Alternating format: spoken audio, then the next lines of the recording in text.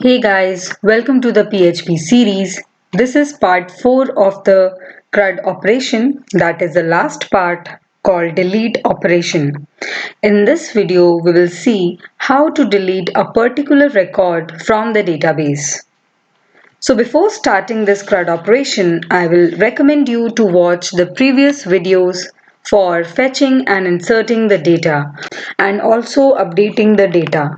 I'll provide the links of these videos in the description box below. So let's get started with our delete operation. To start with the delete operation, first let me introduce you to the files which we were using. There was a file called show data which actually was displaying the data on the screen, and there was one file dbconnect which was actually creating the connection object which is connecting to the database, and then we were having operation.php in which I performed the edit operation as well as the update operation, and we displayed the form to update the data as well. So let's see how to write the delete code. Now first of all, I'll be adding the delete button to my view page, and let me show you the view page that we were having in the last video. It's in PHP programs and that is called show.php. Just a second. Yeah, so there is a file called, let me check the file name, it's called showdata.php. So let's open this, and this was our view page. Now I will create one delete button beside the update button. So just will copy paste this, and here instead of writing the edit, I will be writing delete because I am deleting the particular ID, and I'll call the same file called operation.php, and the name of the button I'll give it as delete, and here in btn primary I'll be using danger because delete is a very dangerous operation, so we need to be very careful what we are deleting, otherwise your managers are gonna sue you.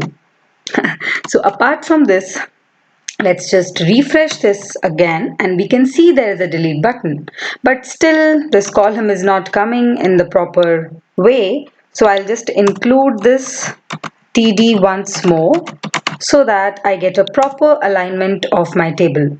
Now it is properly aligned and we have the delete button as well. Now to perform the delete operation, I'll go to this operation.php file, and in which we are passing the ID of the row as well, like we did in the update class. Now we'll go to operation.php, and inside it I'll be writing the code if, then we'll write is set, and then we will check whether this get value for delete has been set or not. If it is set, then we will write the query to delete the data. So to delete the data, the query which we will be writing is $q equals to, then the query is delete from user where. It's very important to write the where condition, otherwise all of your records will get vanished, so that would be a huge problem to you. So delete from user where id equals to $id. This will delete only that particular record which you are selecting. So when I select this delete button 3, and then this record Jatin Kumar record will be deleted from the page. So let's create a connection object that is already created in our dbconnect file, and we have included that file in this program as well globally. So I'll be using that connection object directly, that is $con, and then we will write the query method, and inside it I'll pass the query variable. So after this, we have to write this $id, but we need to fetch it. So to fetch it, I need to write $id equals to $_get, and then we can write here delete, because we are writing, oops, I need to write it inside quotes because it is a property. So what we are doing is we are writing, passing here delete parameter as a you can say query string, and that we are taking it here and we are fetching and storing the value in id variable.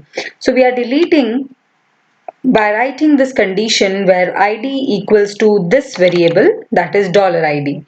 Then now after executing this query, what I'll do is I'll write if this query is successful, if your deletion query has been successfully performed, then we will redirect it to the page that is showdata.php again. So to move to a different location, I'll be using the location property inside the header method, and you will give the data like showdata.php, the file name, or you can provide the path of the file as well. Else it will echo an error. You can simply display the error message on the screen also by using CSS or Bootstrap properties, but I'll be keeping it simple and simply write error in deleting. So that's it.